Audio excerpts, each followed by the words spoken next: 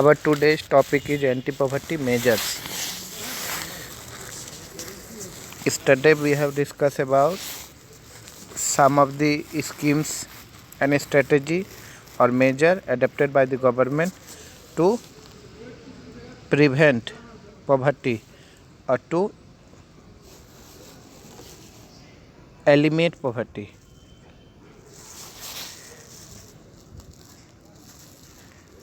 Number one program was the program of economic growth or promotion of economic growth, and number two program targeted anti-poverty programs over a period of 30 years lasting up to the early 80s. There were little per capita income growth and not much reduction in poverty. 1980s तक बहुत less per capita growth हुआ था, और less per capita growth होने के कारण जो poverty है वो कम नहीं हो पाया.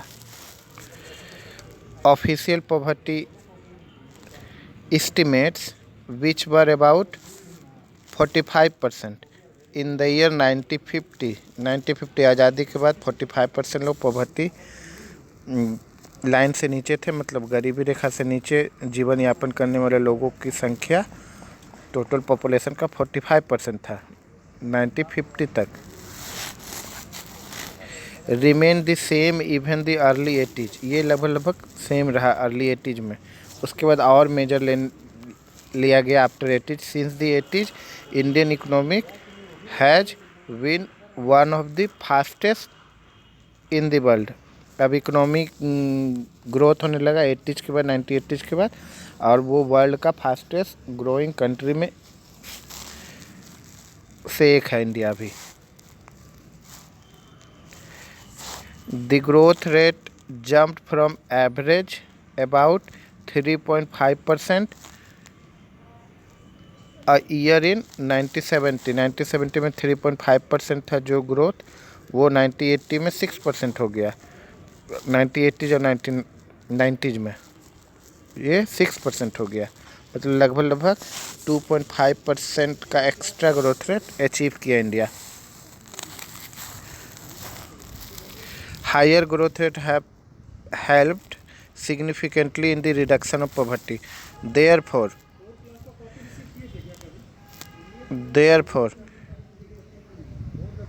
it is becoming clear that there is a strong link between economic growth and poverty reduction. Economic growth और पॉवर्टी रिडक्शन में स्ट्रॉन्ग लिंक है. Economic growth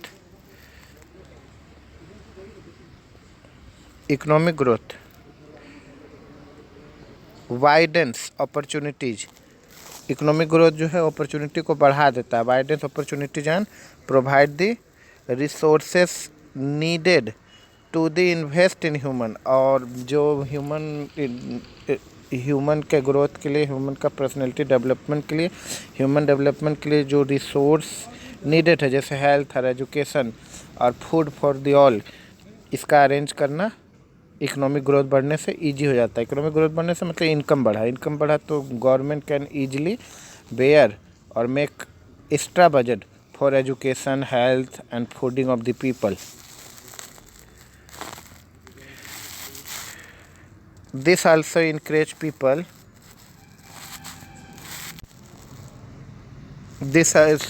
people to send their children to school. मतलब अपने बच्चों को school भेजेंगे parent.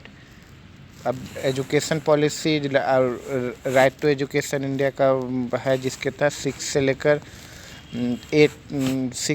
14 years तक के बच्चों को, मतलब 1 से लेकर 8 क्लास तक बच्चों को फ्री एंड कंपलसरी एजुकेशन दिया जाएगा, इंक्लूडिंग द गर्ल चाइल्ड को भी to the school. To send their children including the girl child to the school in the hope of getting better education, return from investing in education, education में जो investment है, investment made in education have a greater return. Education में जितना investment होता है उससे ज़्यादा return मिलता है। अगर पर्सन एजुकेट हो जाएगा तो उसको अच्छी नौकरी मिल जाएगी, उसका अर्निंग बढ़ जाएगा, तो फैमिली को इनकम को वो सरप्लस कर पाएगा, ऐड कर पाएगा फैमिली इनकम को। However the poor may not be able to take direct advantage from the opportunities created by the economic growth.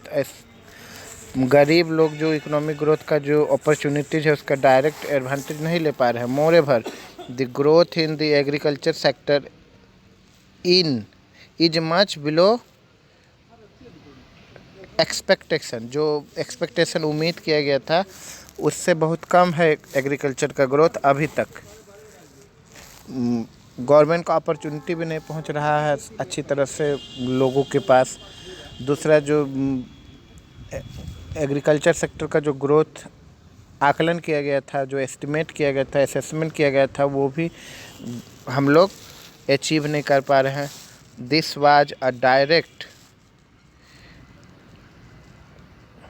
bearing on poverty as a large number of poor people living in village and are dependent on agriculture।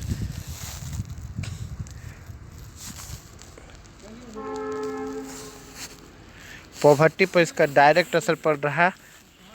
Agriculture sector में जो उम्मीद के आधार पर जो growth नहीं हो पाया उसके कारण क्या हुआ, जो पीपल, रूरल पीपल जो एग्रीकल्चर पर डिपेंडेंट है बहुत लंबे समय से,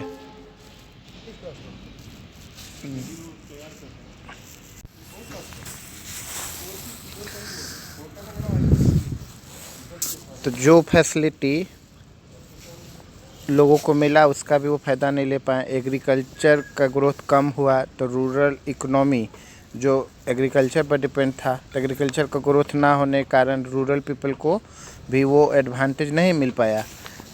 फिर से देखते हैं इसको। This has direct bearing on poverty, इसका डायरेक्ट असर पॉवर्टी पे पड़ा। A large number of people living in villages and are dependent on agriculture, agriculture पर डिपेंड है। इवन ज़रूरत से ज़्यादा पीपल एग्रीकल्चर पर डिपेंड है।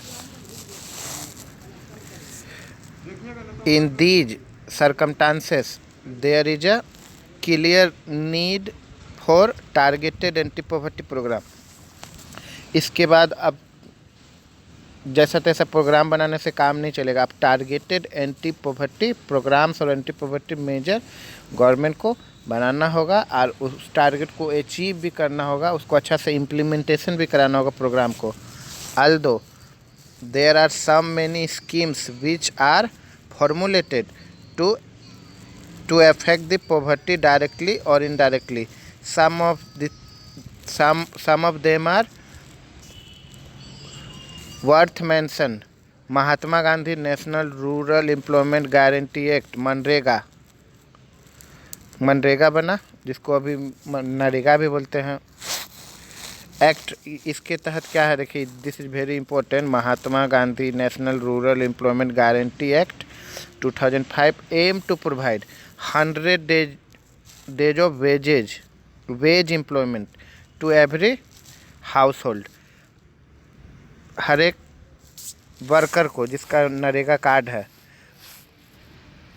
ग्रामीण वर्कर को रूरल गारंटी है। देखिए, Mahatma Gandhi national rural employment guarantee act है, तो ग्रामीण क्षेत्र में लोगों को कम से कम 100 डेज का रोज़गार देना है। अगर सरकार 100 डेज का रोज़गार नहीं दिया तो अनएम्प्लॉयमेंट अनाउंसेस देगा। मान लीजिए 100 डेज में 20 डेज ही रोज़गार मिला, 80 डेज उनको काम नहीं मिला, तो 80 डेज का वेजेज उनके खाता में डायरेक्ट, उनके बैंक अकाउंट में डायरेक्ट क्रेडिट हो जाएगा। This act was the guarantee, मतलब वर्क का गारंटी, वर्क मिले या ना मिले, वेज का गारंटी। देखिए लिखा हुआ है 100 डेज ऑफ वेज मीन्स जो पैसा काम करने के बाद मिलता है, means payment. Wage employment to every household to ensure livelihood security in the rural area। This program for the rural area, it also aim at sustainable development to address the cause of drought, deforestation and soil erosion. जो लोगों का जो घाटा हो जाता है सूखा के कारण, या फिर जो लोग वन फॉरेस्ट पर आधारित है, जिनका livelihood food gathering, collecting of firewood, या फिर और कलेक्टिंग ऑफ तेंदू लिव्स और साल लिव्स, तेंदू लिव्स जिससे बीड़ी बनता है, साल लिव्स जिससे भोजपत्र बनता है, या वो मतलब प्लेट्स बनता है जिसमें हम लोग खाते हैं, वो मतलब जिनको फॉरेस्ट पर जो डिपेंड है डिफोरेस्टेशन का, उनका भी लिवलीहुड कम हुआ। जो एग्रीकल्चर पर डिपेंड रहता है ड्राउट फ्लड के कारण, उनका भी लिवलीहुड अफेक्टेड हो जाता है। सॉइल इरोजन के कारण भी जो सॉइल है वो अपना फर्टिलिटी खो देगा, या फिर सॉइल अब खेती के लायक नहीं बचेगा। तो ऐसे लोगों को दूसरे कामों में लगाया जाता है, नहर बनाने में, रोड बनाने में 100 डेज का एम्प्लॉयमेंट का गारंटी दिया जाता है। अगर एम्प्लॉयमेंट नहीं मिला तो 100 डेज का वेजेज दिया जाता है। Okay,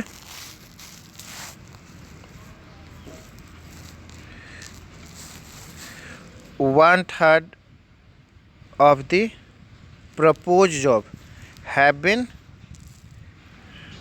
reserve for women. जो भी जॉब आएगा उसका 1/3 जो जॉब है, वर्क है, वो ओमेन को दिया जाएगा, मतलब जिससे ओमेन एम्पावरमेंट भी होगा। The scheme provided employment to 220 crore person day of employment to 4.78 crore household. 220 crore लोगों को इसका लाभ मिला, जिसमें 4.78 करोड़ परिवार, 220 करोड़ लोगों को इसका लाभ मिला, जिसमें 4.78 परिवार शामिल है। This share of SC/ST women percentage in the scheme are 23%। SC/ST और वोमेन का इसमें जो शेयर है मनरेगा जॉब पाने में 23 कैसे कैसे है। SC/ST 23% है, SC 23% है, ST 17% है और वोमेन 53% है रिस्पेक्टिवली। फिर से देखिएगा, SC 23%, ST 17% और women 53%। Okay,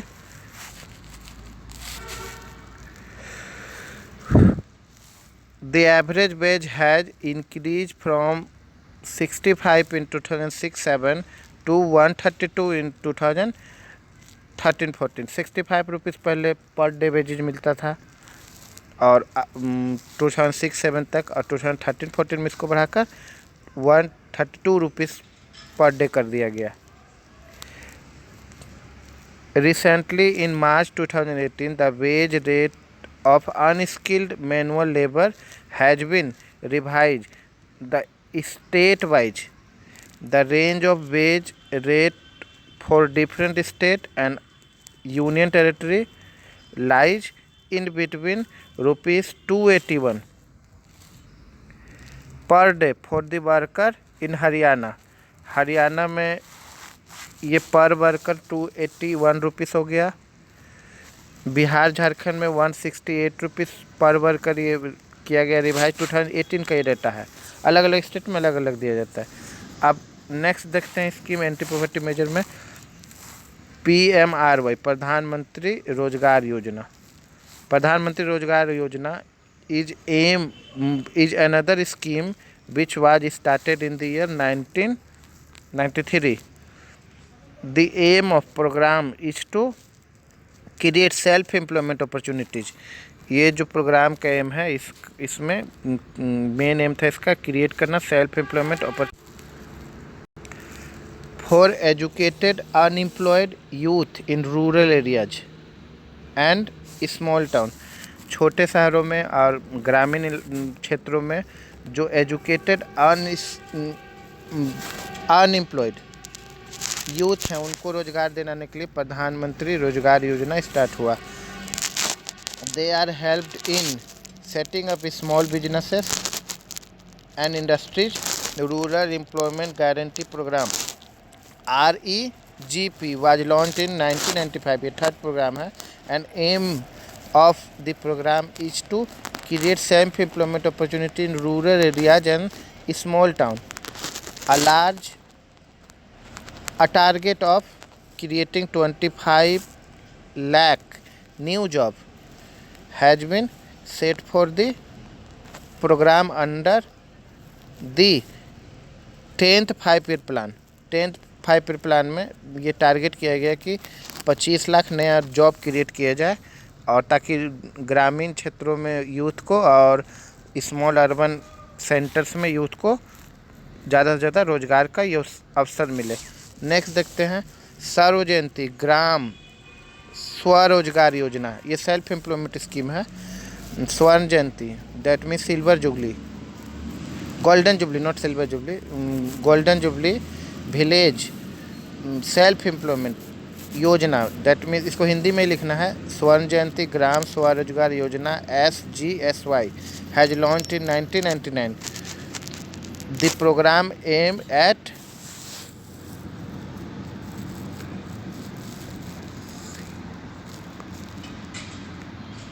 bringing an assisted poor family above the poverty. इसमें पुअर फैमिली का हेल्प करना और उससे उसको पॉवर्टी लाइन से ऊपर उठाने के लिए प्रोग्राम था. By organizing them into self help groups. SHG का गठन किया गया. SHG सेल्फ हेल्प ग्रुप का गठन किया गया. सेल्फ हेल्प ग्रुप जैसे अभी लोन मिलता है ग्रामीण क्षेत्रों में या स्मॉल टाउन्स में, देखिएगा महिलाओं को लोन मिलेगा जो पर वीक में एक दिन जमा करना पड़ता है. समिति बना रहता है, महिला समिति. तो ये महिलाओं का समिति है. इसमें महिलाओं को ही पार्टिसिपेशन मिलता है, मतलब मेंबर्स महिलाएं रहती है, और इनके बीच हर वीक कॉमन मीटिंग होता है, और मीटिंग में डिसाइड किया जाता है किसको लोन देना है. इंटरेस्ट रेट भी डिसाइड होता है मीटिंग में कि इंटरेस्ट रेट क्या रखा जाए, और जितना ज़्यादा पुराना होते जाएगा मेंबर्स उतना लोन का जो अमाउंट है वो बढ़ता जाएगा. और ग्रुप जितना ज़्यादा पुराना होगा, ग्रुप भी गवर्नमेंट से उतना ज़्यादा लोन हायर करके अपने मेंबर को प्रोवाइड करा सकता है. तो ये स्टार्टिंग में 25-30 महिलाओं से स्टार्ट होने वाला ग्रुप है, जिसमें वो अपना सेविंग को भी जमा कर सकता है. मिनिमम 25 रुपये पर डे का सेविंग इसमें जमा होता है. सेल्फ हेल्प ग्रुप 10 में और डिटेल में आप पढ़िएगा सेल्फ हेल्प ग्रुप के बारे में.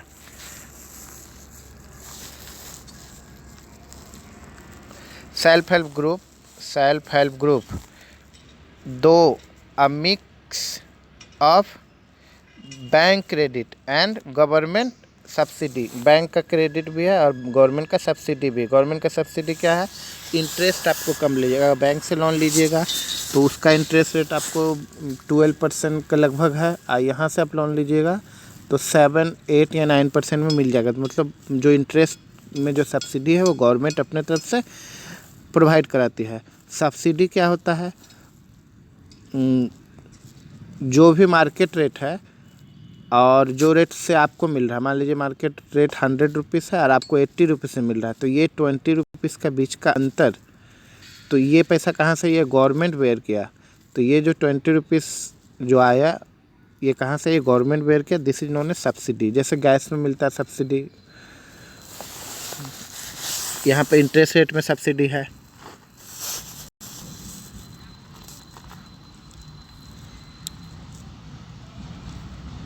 Self help group through a mix bank credit and government subsidy under the Pradhan Mantri Gramodaya योजना.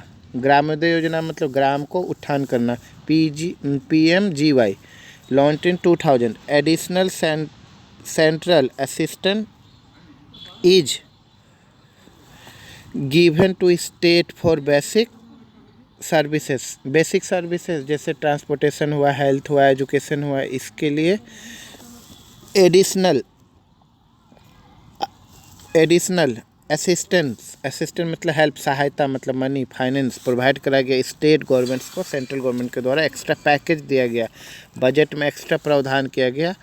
जो services, essential services, basic services such as primary health, primary education, rural center, rural drinking water supply, rural electrification, इसके लिए extra surplus money state को provide करा गया from the central government. अगला देखते हैं, another important scheme was Antyodaya Anna Yojana AAY। आपको कल बताए थे राशन कार्ड होता है 3 तरह का, AAY, BPL और APL। AAY अंत्योदय अन्न योजना में फ्री एंड कॉस्ट राशनिंग दिया जाता है दलित एंड महादलित को, about which you will be reading more in next chapter. Next chapter पढ़ना नहीं, इसलिए हम आपको बता दिए कि AAY के तहत दलित और महादलित को free of cost ration provide कराया जाता है।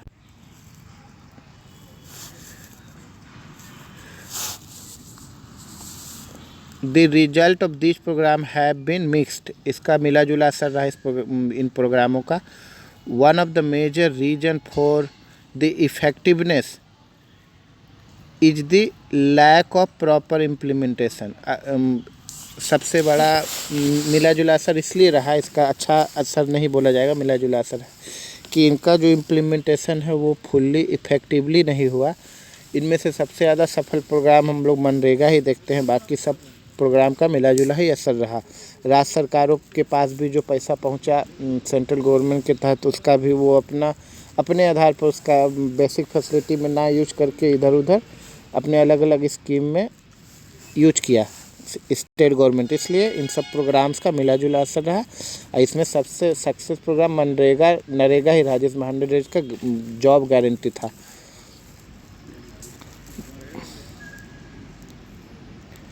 इम्प्लीमेंटेशन राइट टारगेट जो फिक्स किया गया, कितना % अचीव करना है, इस बार कितने लोगों को गरीबी रेखा से बाहर निकालना है, इसमें भी लैकिंग देखा गया। टारगेट अच्छा से फिक्स नहीं कर पाया। Moreover there has been a lot of overlapping of scheme पर ओवरलैपिंग मतलब खाना पूर्ति किया गया, नीपा पोती किया गया, काम को अच्छा से नहीं किया गया, सिर्फ फॉर्मेलिटी किया गया। डिस्पाइट गुड्स इंटेंशन, अच्छा इंटेंशन नहीं था लोगों का, गरीबों के प्रति ऐसे भी लोगों का भावना उतना अच्छा नहीं रहता, इसलिए उतना अच्छा मेजर नहीं लिया गया। गरीबों का पेट कम भरा गया, अपना पेट ज़्यादा भरा गया। ग्रीडी पर्सन के हाथों में बहुत सारे स्कीम, जो अच्छे पर्सन थे वो अपना काम को अच्छा से निभाए। The benefits of these scheme are not fully reach to the deserving people. जो रियल में पीपल डिजर्व करते थे, जिनके पास स्कीम का फ़ायदा जाना चाहिए, वो नहीं जा पाया। ब्यूरोक्रेट्स, ऑफिशियल, मंत्री, नेता, इन्हीं के बीच में सब जो बेनिफिट्स है वो उनमें ही बट गया। जो पीपल रियल में डिजर्व करते थे उनके पास लाभ पहुंचा ही नहीं। तो इसका क्या परिणाम हुआ? दूरगामी परिणाम ये हुआ कि लोग पॉवर्टी लाइन से ऊपर नहीं उठ पा रहे थे। गवर्नमेंट का एफर्ट था, गवर्नमेंट का तो बजट जा ही रहा था, पैसा लग ही रहा था, but due to some lackings these are not properly implemented. इनका इम्प्लीमेंटेशन प्रॉपरली नहीं हो पा रहा था। अभी का जो रिसेंट गवर्नमेंट है, एनडीए गवर्नमेंट, ये बेनिफिट्स को डायरेक्ट बेनिफिशरी के अकाउंट में ट्रांसफ़र करते हैं।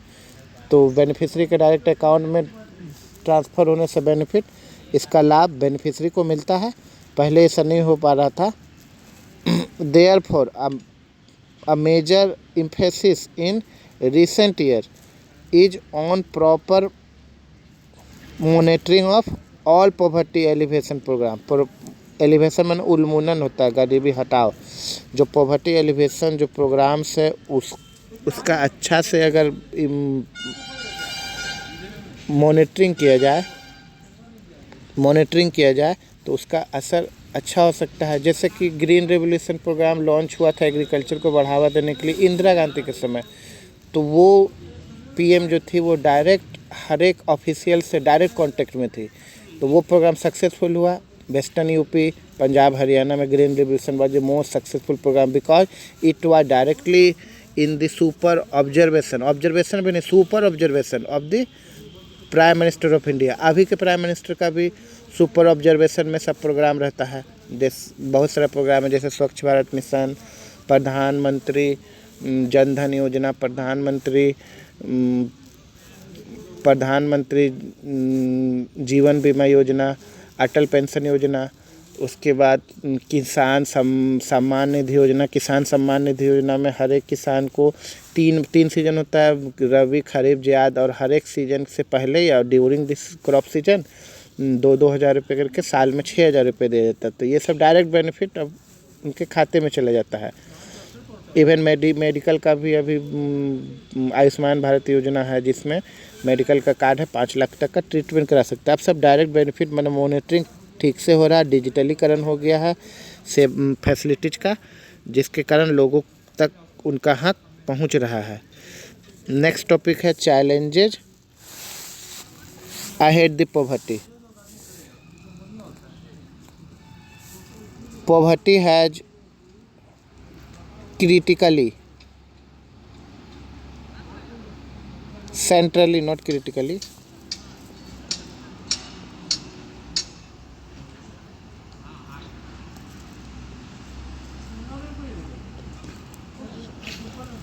poverty has certainly declined in India.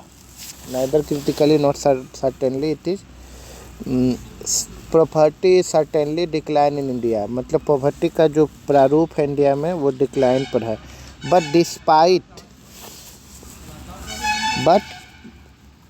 Despite the progress, poverty reduction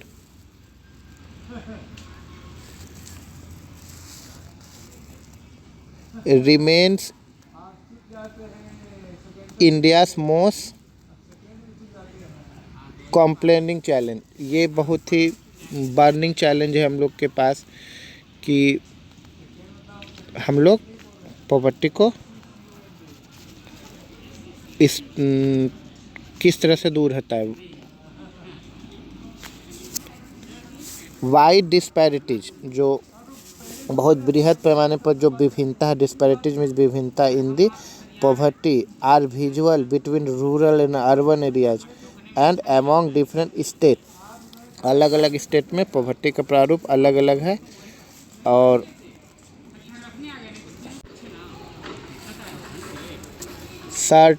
certain social and economic groups are more vulnerable to the poverty. Certain social and economic groups are more vulnerable to the poverty। देखे थे हम लोग कौन कौन social and economic groups है, पहले हम लोग चर्चा कर चुके हैं। Poverty reduction is expected to make better progress in next 10-15 year. अब जो पॉवर्टी का जो एलिवेशन है, रिडक्शन है, वो आने वाले नेक्स्ट 15 ईयर में उसका रूप कुछ अलग होगा। This would be possible mainly due to the higher economic growth. ये पॉसिबल तभी है जब हम लोग हायर इकोनॉमिक ग्रोथ अचीव करेंगे। अभी तो जीडीपी का ग्रोथ रेट कोरोना का नेगेटिव हो गया है, बट नेक्स्ट ईयर में आईएमएफ का आकलन है कि डबल डिजिट में जाएगा, मतलब 11% ग्रोथ रेट रहेगा। अभी -2-3% चला गया है इंडिया का growth rate due to corona, but आगे का नेक्स्ट ईयर 22 फाइनेंशियल ईयर में ये ज़्यादा प्रोग्रेस करेगा।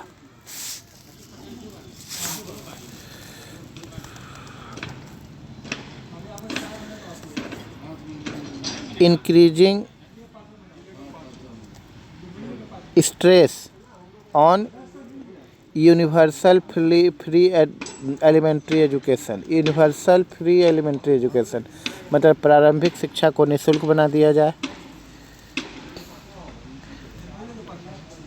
डिक्लाइनिंग पॉपुलेशन का जो ग्रोथ है उसको डिक्लाइन किया जाए, मतलब कम किया जाए। हमारे दो स्कीम जो है, फैमिली प्लानिंग मतलब परिवार नियोजन एडॉप्ट करने वाला वर्ल्ड का पहला कंट्री इंडिया ही था जहां पर परिवार नियोजन का नीति सबसे पहले अपनाया गया। इंक्रीजिंग एम्प्लॉयमेंट को बढ़ाना, इंक्रीजिंग एम्प्लॉयमेंट को बढ़ाना ऑफ ओमेन का एम्प्लॉयमेंट को बढ़ाना। पहले से बहुत सारा स्कीम है जिसमें यूथ का, मेल पार्ट का, फीमेल का भी जो एम्प्लॉयमेंट को बढ़ाने के लिए एक प्रोग्राम बना। बट अब वोमेन एम्प्लॉयमेंट पर ज़्यादा जोर देना है ताकि महिलाएं भी रोज़गार कर सकें और अपना फैमिली इनकम को बढ़ाए, उसको ऐड करे और असिस्टेंट करे फैमिली को financially. and the economically weaker section of society. This scheme are launched for the economically weaker section of the society. Thus, they are uplift from the poverty's depth. The official definition of poverty, however, captures only a limited part of what poverty really means to people. Official जो उसका definition है उसका people क्या है poverty का definition, it is about a minimum subsistence मतलब जीवन निर्वाह, it is about A minimum subsistence level of living rather than responsible level of living. Responsible level of living की तुलना में minimum level of living achieve करना भी achieve नहीं करना ये पॉवर्टी है। ओके, मतलब मिनिमम लेवल ऑफ सस्टेनिंग, जैसे तैसे लोग जीवन यापन कर रहे हैं, और जो एक स्टैंडर्ड लेवल है कि लोगों को कितना कैलोरी 1800 कैलोरी या 2400 कैलोरी या 1100 कैलोरी एनर्जी मिलना चाहिए, 3 वक्त का भोजन मिलना चाहिए, अच्छा न्यूट्रिएंट मिलना चाहिए बच्चों को, ये रिस्पॉन्सिबल लेवल है, मतलब एक स्टैंडर्ड लेवल है, उसको अचीव नहीं कर पाना, मिनिमम लेवल तक ही सीमित रहना, ये पॉवर्टी है। Many scholar advocate that we must broaden the concept into human poverty. A large number of people may have been able to feed themselves. बहुत सारे लोग खुद को but do they have education, क्या उनके पास एजुकेशन है? बहुत सारे लोग तो किसी तरह से भोजन की व्यवस्था कर ले रहे हैं, तो क्या उनको एजुकेशन भी मिल पा रहा है और शेल्टर, क्या उनको आश्रय भी मिल पा रहा है? तो सिर्फ भोजन मिलने से नहीं, उनको प्रॉपर एजुकेशन भी मिलना चाहिए, उनको प्रॉपर शेल्टर भी मिलना चाहिए, रोटी कपड़ा मकान, अगर ये तीनों मिले तो रियल सेंस में लोग पॉवर्टी लाइन से ऊपर उठेंगे, नहीं तो सिर्फ ये दस्तावेजों में ऑफिशियल रिकॉर्ड में ही पॉवर्टी से ऊपर उठे ये सीमित होकर रह जाएंगे। और health care facility are also necessary, investment in education and health care, this is the main basic tool for the development, this is the main basic tool major by which we government can uplift the people who are under the poverty level.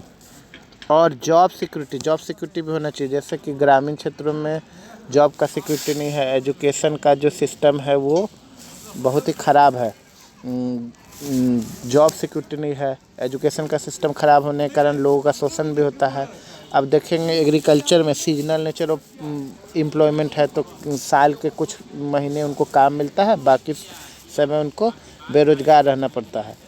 इसी तरह हम लोग देखेंगे जो daily wages urban labour है उनको भी रोज़ रोज़गार नहीं मिलता, जब रोज़गार मिले तो वो काम किए। कुछ केस स्टडी में देखे हैं कि फैक्ट्री में मिल्स में लोग काम कर रहे हैं, बट उनका भी जॉब रेगुलर नहीं है, तो इनकम रेगुलर नहीं है, तो वो गरीब हैं। ओके, और सेल्फ कॉन्फिडेंस का भी कमी हो जाता है लोगों में। Are they free from caste and gender discrimination, अब ये भी ध्यान देना है कि लोगों को कास्ट एंड जेंडर डिस्क्रिमिनेशन से फ्री रखना है, ये भी ध्यान रखना है कि लोगों को कास्ट एंड जेंडर डिस्क्रिमिनेशन से फ्री रखना है।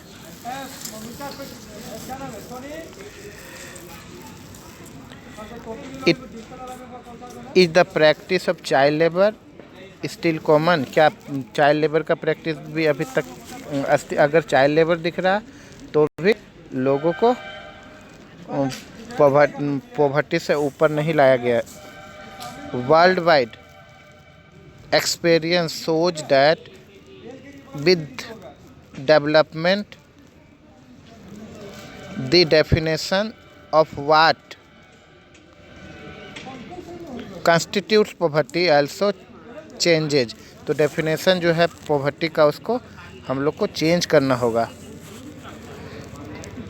एडिकेशन ऑफ पॉवर्टी, मैंने पॉवर्टी को हटाना, गरीबी उन्मूलन, is always a moving target, ये टारगेट हमेशा मूविंग है, ये नहीं कि फिक्स कर दिया जाए कि जो लोग $1.8 या $1.2 कमाते हैं वही गरीब है। आने वाला कंडीशन में महंगाई बढ़ेगा तो लोगों का कमाई का लेवल भी बढ़ाना होगा।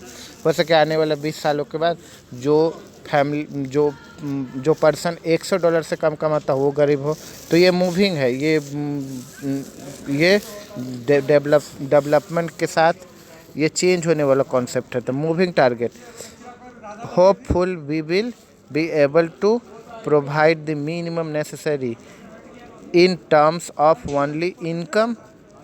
मिनिमम नेसेसरी थिंग्स प्रोवाइड करा पाए लोगों को in terms of only income to all people by and to the next decade तक लोगों का इनकम इतना कर दिया जाए कि वो कम से कम अपना मिनिमम नेसेसरी नीड्स को फुलफिल कर सके।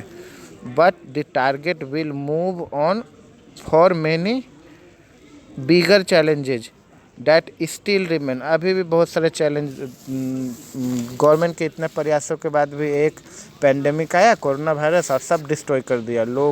जितने लोगों को रोज़गार दे पाया था गवर्नमेंट या बहुत सारे प्राइवेट सेक्टर भी, अब सब डिस्ट्रॉय हो गया। अब फिर से कंट्री को खड़ा होना पड़ेगा। तो ये सब चैलेंज है, ये कॉन्सेप्ट मूविंग होता रहता है। बहुत प्रयासों के बाद भी 100% पॉवर्टी पर विजय पाना इम्पॉसिबल है।